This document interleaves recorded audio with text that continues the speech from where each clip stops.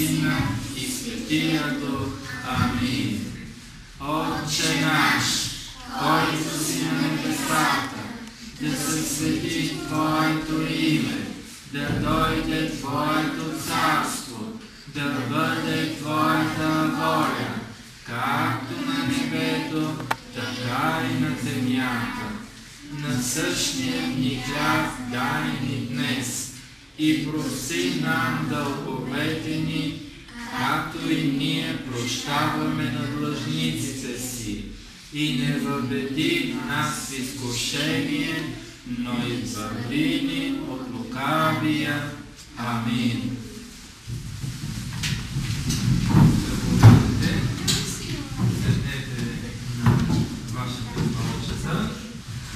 Аз им казвам за църковните служби, за правдите, след това пък учителя им разказва за дадения урок. И сега и вие ще станете съпричастни именно с този начин на нашия живот тук. Йоанна, ще можеш да дойдеш на мен? Ела тук при мен. Вземи си книжите, които ми.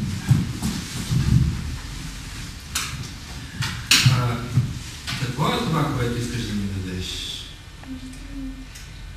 Това са книжки. По вероучение. Деца, ето тези книжки, Майчина за ръка и Православно християнче. Родителите на малката Йоанна са закупили и тя ги носи тук да ги остави в нашата библиотека, от които именно ние, учители, възрастни, а и се приемем децата и вашите наследници, те да се получават от тези книги. Едната книжка е Майчина за ръка, а другата книжка е Православно християнче. Благодарим, Йоанна, благодарим на твоите родители за това, че те мислят за нас. Седнете, седни си вече.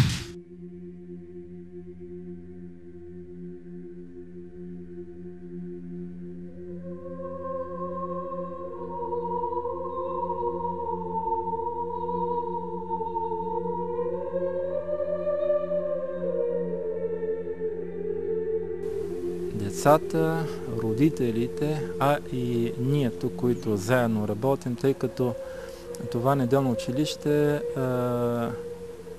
ние работим върху себе си. И учителите, и свещеника, и родителите, и децата, да всички ние се стремим да запазим българщината, да запазим православния дух, да запазим душите си, сърцата си,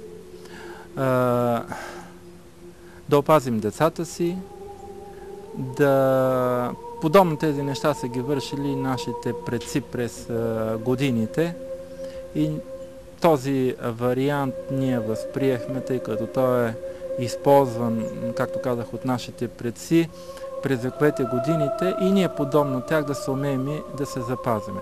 Конкретно за децата, ние се умяваме с учителите и родителите да ги научиме на църковните служби, на историческите действия от Новия, от Стария Завет, да изучават песнопения, да изучават иконопис, да участват в църковните служби,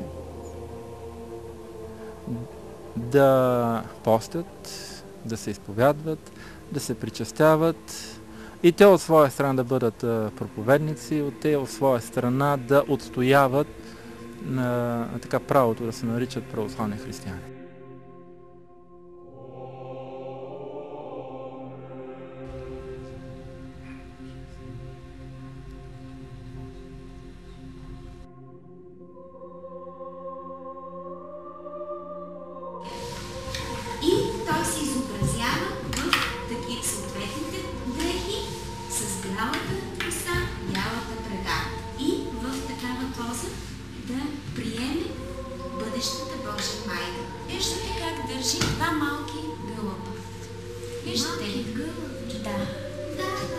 Значи това символизира жертвата, която ще бъде дадена жертвата на Богородичка да роди Божия син, жертвата на тях като родители да дарят своята щерка в името на това да бъде подготвена за Божия майка.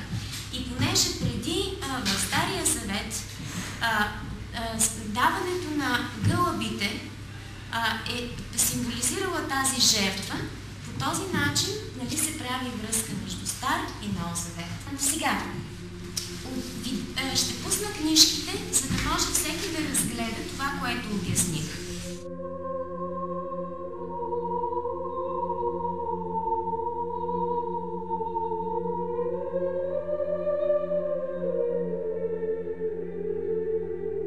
Тъй като иконата и иконописта е богословие в образи, старая се да обясня на децата, да ги запозная отблизо с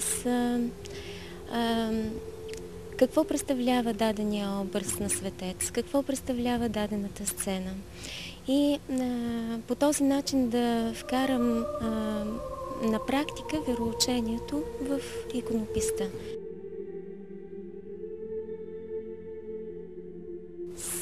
Те създават иконката със своите ръце, с своят потенциал и енергия. И по този начин, вкарвайки детската си чувствителност в иконата, се получава един много чист образ, от който те тръгват в вярата си. Те експонират своята вяра в светеца, в който създават със собствените си ръце. И запознати с иконографските схеми, това е моята роля, те да знаят, че даден светец се изобразява по конкретен начин, с примерно Иван Рилски с дълга бяла брада, беловлас, с монашеско облекло.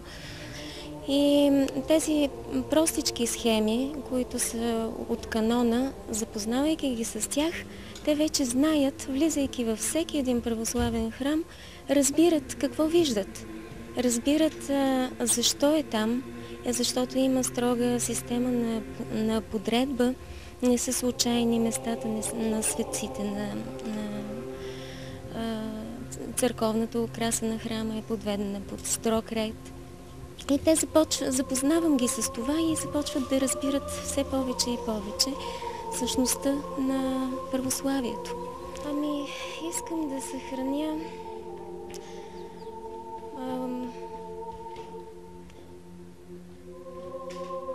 изконните човешки ценности, на което ни учи православната вяра. Любов, смирение, богатство на духа като цяло. Но някакси пряката връзка на неделното училище към конкретен храм и богослужението в него е много по-важно. Съществуването на църковното училище в близост до храма.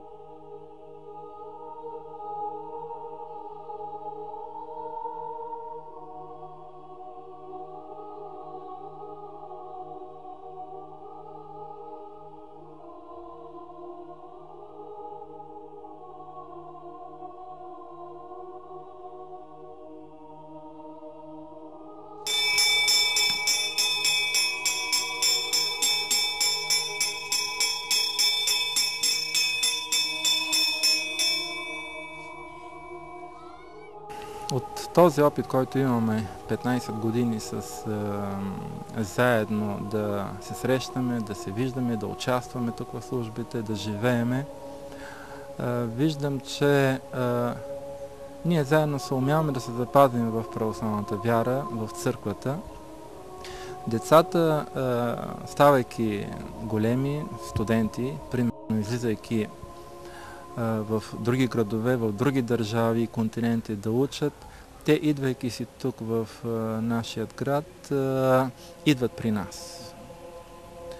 или пък оттам обаждат се по телефон, по GSM или пишат по почтата, за да питат някои неща. Идват, пример, постейки седмица в Пловдив или в София или в други държави, когато знаят, че ще се приберат тук, те там постят, идват тук, изповядват се, да могат да се причастят. По същия начин и родителите. Големите деца вече станаха и родители и надявам се след близкото бъдеще да учим и тяхните деца. Така че, пак ще повторя, ние гледаме да се съхраним в църквата, в православната вяра, това, което ни е наследено като българи, като християни, като хора.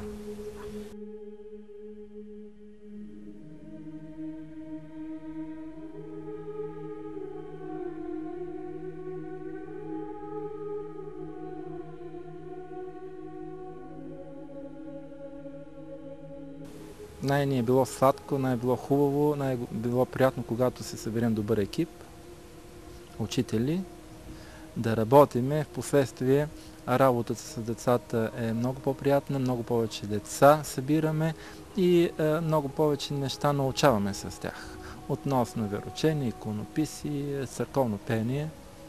Така че тези думи, които нашият Спасител е изрекал, че жътвата е голяма, жътварите малко, именно в днешно време са актуални. Ние трябва да се умеем да се сформираме като екип, за да можем по-добри плодове да имаме. Естествено, има и други неща, които могат да се искат, нали, но те в последствие идват от това, когато се събират добри учители. Тъй като за сега в момента учителите, които преподават вероучение, на тях на един-двама се плаща, на останалите не се плаща. Повечето работят от добро желание и от тази мисъл, така да се съхранят, да бъдат в помощ на другите семейства, на другите деца. Естествено, идвайки тук, събирайки се всяка неделя, отстоявайки, виждаме, че и децата научават тези науки, които ние им преподаваме. Ставаме съпричастни с тяхния живот в храма, извън храма, в къщи. Ставаме съпричастни с тяхните семейства, с тяхните родители. Децата, посещавайки тук, те умесват и своите родители. И това ни радва, и това ни окриля и ни така вдъхновява, че децата, идвайки тук, водят със себе си и други деца, които участват в живота на ежемесечните срещи тук, учебни занятия и особено на лятната колония в Дряновският манастир.